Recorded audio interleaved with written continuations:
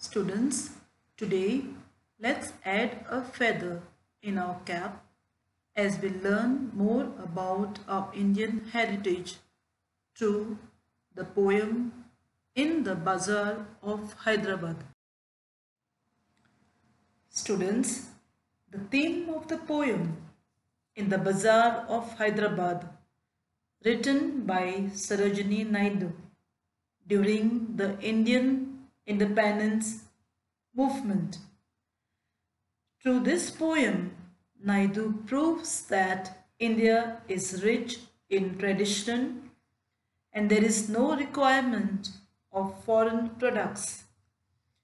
Naidu encourages the Indians to buy goods from their traditional bazaar, and she urges, meaning wishes, the country to take part in the Swadeshi movement and boycott all foreign goods. Students, let's familiarize ourselves with the great poet Sarojini Naidu, also known as the Nightingale of India. Born on 13th February 1879 in Hyderabad, educated in King's College, London, 1895 to 1898, Nizam College and St. George Grammar School. Her notable, meaning remarkable works, that is, The Golden Threshold and In the Bazaar of Hyderabad. Students, we also need to know that Sarojini Naidu was a major political figure in the Indian freedom movement. In the first half of the 20th century, she was the president of the Indian National Congress and the women governor in India. What do you sell, O you merchants? Richly your wares are displayed, turbans of crimson and silver, tunics of purple brocade, mirrors with panels of amber, daggers with handles of jade. Students, the poem In the Bazaar of Hyderabad is an early 20th century English poem written by Naidu. The poem is written in 5 stanzas. Folklore, meaning the traditional beliefs, customs, and stories of communities passed through the generations, is one of the central subject meaning topic in this poem. The charm and enthusiasm of a traditional Indian bazaar in the city of Hyderabad are presented in this poem. Naidu has keenly described the bazaar with merchants and vendors. Vendors meaning salesmen selling things, selling a diverse range of wares.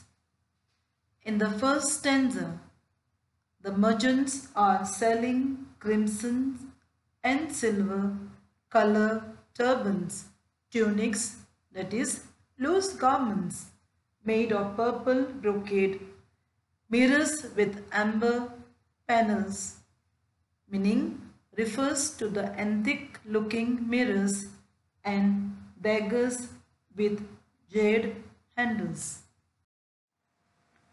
What do you weigh, O you vendors? Saffron, lentil and rice. What do you grind, O you maidens?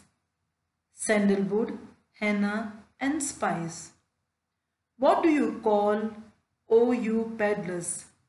Jasmine and ivory dice.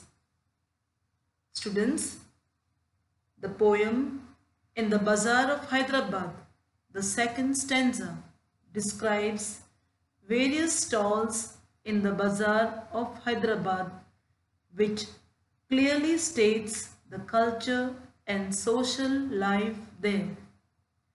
In the stalls, the vendors weigh and sell saffron, lentil, and rice.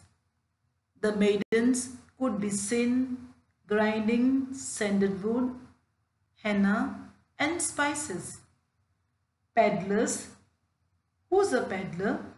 A person selling illegal or stolen goods. Calling for chessmen and ivory dice. What do you make, O you goldsmith? Wristlet and anklet and ring. Bells for the feet of blue pigeons. Frail as a dragon flies wing. Girdles of gold for dances. Scabbards of gold for the king. The poet moves to a jewelry shop in the third stanza and asks the goldsmith what ornaments they make and for whom. The goldsmith make wristlets, anklets, and ring. They also make bells to be tied onto the feet of pigeons. They make girdles of gold for dancers and gold scabbards, that is, a sheath for the blade of a sword or dagger, typically made of leather or metal, that is, used for the king. What do you cry, O you fruitmen? Citron, pomegranate, and plum. What do you play, O musician? Cithar, sarangi, and drum. What do you chant, O magicians? Spells for aeon to come. Students, the sellers the poet addresses in the fourth stanza are fruit sellers, musicians, and magicians. The fruit sellers sell citron, pomegranate, and plum, whereas the musicians play Cithar, sarangi, and drum. The poet speaks about the magician. The line, spell of aeons to come, means that the magicians are chanting magical spells to call upon the aeons which are divine and supernatural. Perhaps they are doing this to entertain the audience.